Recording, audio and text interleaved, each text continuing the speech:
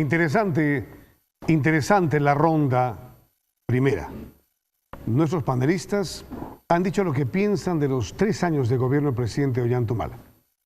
El doctor Isaac Humala Núñez hace aquí su propio análisis y su propio balance. Doctor. Muy bien. El tema es los 3 años de Ollanta en el gobierno del Perú. Entonces, lo primero que vale es definir qué es el Perú. Y esa definición ya existe, y es también de 1560, de Garcilaso Inca de la Vega, que dice: Perú, madre de extraños y madrastra de tus hijos. Esta es una definición lacónica, genial y exacta, la más fiel a la realidad del Perú.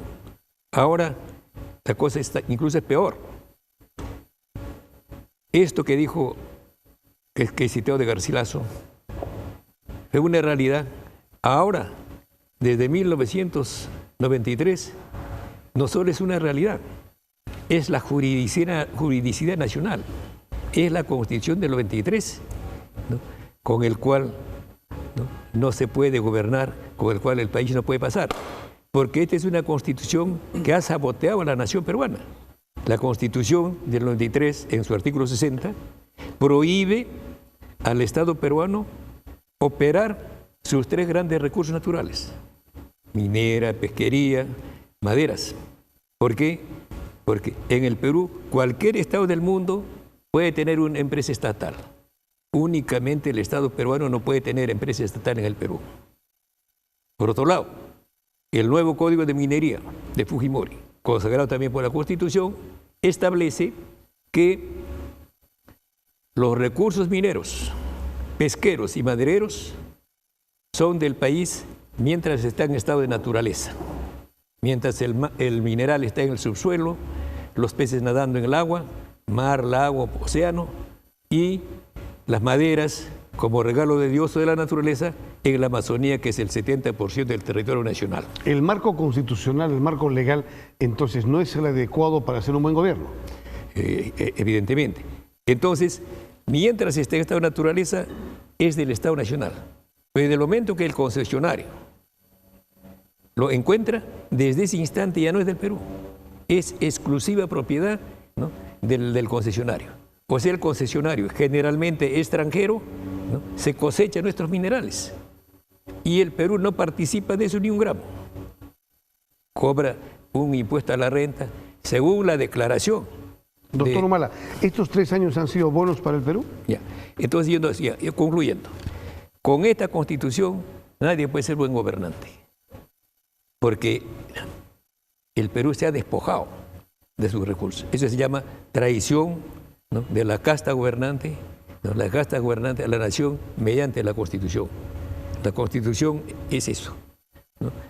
Ahora, mi hijo, en los 3 años de gobierno que estamos, por lo menos yo creo que he hecho una obra hasta ahora, y ojalá que cuando cumpla los 5 va a ser que no robe un sol, que diga a la gente que Humala ha sido lo que sea. No ha podido porque ha estado con una Constitución, ¿no?, que no ha podido doblegar, pero no ha sido ladrón. Con el no robar, ya es por lo menos, merece ya por lo menos un 11, un 12 en el calificativo. Honestidad para hacer la diferencia. Ese fue el lema del presidente Ollanta Humala Tasso. Uribe Esmuel. Efectivamente, el análisis del doctor Humala es un análisis macro. Se pierde en los detalles. Y aquí hay un tema interesante sobre el cual hemos hablado en algunas ocasiones contigo, Gustavo, y con algunos de los presentes. Creo que con Antero tuvimos el tema aquí es que, en mi modesta opinión, todos los candidatos, todos los políticos, todos los partidos políticos y todos los posibles candidatos presidenciales para las próximas elecciones generales se mueven dentro de un marco determinado que yo llamaría de centro o de centro-derecha, si quieren. Y los extremos están vacíos, es decir, la izquierda y el verdadero liberalismo, porque un detalle que aquí hay que señalar es que en el Perú no existe economía de mercado digna de tal nombre. En mi opinión, lo que existe es capitalismo de amigotes. No hay economía de mercado. Entonces yo creo que el país necesita un buen candidato liberal digno de tal nombre y un buen candidato de izquierda. Y que se rompa el molde por la izquierda o por la derecha, porque efectivamente el mantenimiento del statu quo hace que exista un crecimiento macro que gran parte de la población no siente. Congresista Neira. El tema no es la Constitución, el tema es los gobernantes. El tema es los gobernantes. Si la Constitución del 79 hubiese sido, se piensa que es la mejor, ¿y qué nos pasó en esa década del 80? Es una desgracia. Perdimos, o sea, no es el tema de la Constitución, sino son los gobernantes. El tema es que tenemos un neomercantilismo, a pesar que la Constitución nos dice que somos de libre mercado y social, pero hay un sector que trata de dominar al gobierno, acondicionarlo, ¿no?, para que tenga los privilegios. Entonces, no hay oportunidades. El gran problema es que, a pesar que en las constituciones y las oportunidades no se le dan las oportunidades, el tema de la minería, por ejemplo, queremos exterminarlas a las minerías. Estoy hablando de las 70.000, ¿no?, que se les ofreció formalización, pero se le está exterminando, o sea, no lo queremos y queremos beneficiar a un grupo de privilegio. Entonces, eso yo llamo el neomercantilismo, que no es que el pasado, que el rentismo, el mercantilismo, cerramos la frontera y el Estado privilegiaba a un sector económico. Ahora no, hay un grupito que quiere siempre tener el dominio a través del Ministerio de Economía, por ejemplo. Un grupito, nombres. No, te puedo decir un nombre, por ejemplo, el lote 76, por ejemplo, que está en Madre de Dios, que tiene sobreposiciones de derecho, pero con decretos legislativos queremos desplazarlo y cambiar legalmente el privilegio a este grupo. ¿Qué pasa con el lote? El lote 76 está en el corredor minero, parte. Entonces ahí hay miles de mineros ahí que tienen derecho también. Estoy hablando de los formales, no estoy hablando. ¿Quién es ese grupito de gente? ¿Quiénes se quieren beneficiar? ¿Tú tienes información? No, para información el lote 76 tiene un problema legal de sobreposición, sobre derechos, sobre otros derechos. Entonces, con esto primero hay que sacar a los mineros tildándoles que son irresponsables, que mueven la prostitución y todo, para legalmente desplazarlos y dejarlos libres de la cancha para desarrollar su proyecto, porque hay un problema ahí de derecho.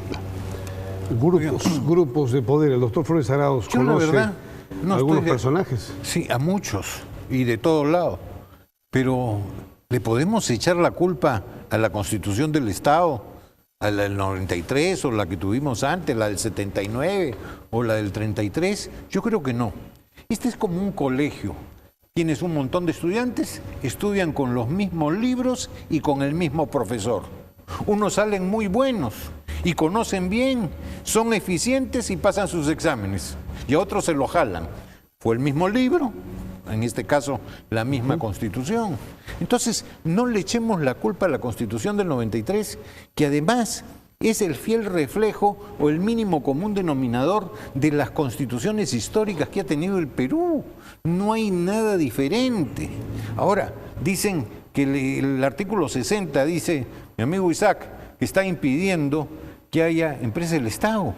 El artículo 60 no dice así, eso. Lo que dice es que por ley tiene que ser autorizada. Y hoy día, si quisieran tener una empresa estatal, tienen realmente los votos en el Congreso para hacerlo. Doctor Humala. Sí, sí. Es categórico que el Estado peruano no puede tener empresa estatal. Solamente, dice subsidiariamente. Solamente cuando ese sector que necesita entrar el Estado, ¿no?, ningún sector privado entra. Eso dice la Constitución. Entonces, pero así nomás tampoco no. Tiene doble cerrojo. El Estado peruano tiene doble cerrojo. Puede tener Estado ahí, para eso necesita una autorización especial, por ley especial del Congreso. Que puede dársela, podría dársela. No puede dársela o no. No teníamos, ese es el hecho. Tenemos una prohibición. Sí se pueden hacer empresas. Ahora, ¿qué ha sucedido cuando el Estado ha sido empresas? Y vayamos al Velascato. Todo le ponían empresa tal y después Perú. Y vimos el desastre. Hoy día dicen que la minería no deja nada y la extracción de recursos naturales no deja nada. Error. ¿Qué son los impuestos que pagan? ¿Qué son las regalías que entregan? parte del producto y que se señala un precio o se paga directamente. Y significa también el canon. Oigan, evidentemente, mientras la riqueza está en el subsuelo, es del Estado. Pero una vez que alguien mete su plata para sacarla, evidentemente y lógicamente tiene que tener un beneficio. Primeramente, acá no todos son la madre Calcuta. Una ley nefasta, como es la Constitución. Sobre esa base están todas las leyes, todos los códigos, todos los decretos, todas las cosas. Entonces es determinante una ley. Pero en la cuestión que está diciendo de los minerales, las empresas mineras no pagan regalía. Regalía es la parte que le corresponde al dueño, ¿no?, del recurso que se saca. Yo invierto dinero, saco un recurso, de lo que saco, algún porcentaje le corresponde al dueño y otro porcentaje me corresponde a mí. Esa es regalía. Y otra cosa es, la Constitución. Eso pagamos, el impuesto, esa es otra cosa. El impuesto a la renta, o sea, las ganancias. Yo también pago eso, ¿no? Una cosa es impuesto y otra cosa es regalía. Doctor Neira, para terminar este bloque. Mire, con la Constitución del 93, con el gobierno de Toledo, se creció en el quinquenio de su gobierno 300% en exportaciones, más de que se triplicó. Y el gobierno de Alan García, con la misma Constitución, se duplicó ese triple, o sea, se creció en ese quinquenio 200%. Con este gobierno no estamos ni en el 15% cuando termine su gobierno. Entonces, no es un tema de Constitución, es un tema de gerencia de país. Este es la Cámara de los Comunes. Se está ponderando el tema. Vamos a ir a una pausa y vamos a retornar en el tercer bloque de la Cámara de los Comunes, hoy que ya empieza a calentar esta Cámara, la Cámara de los Comunes.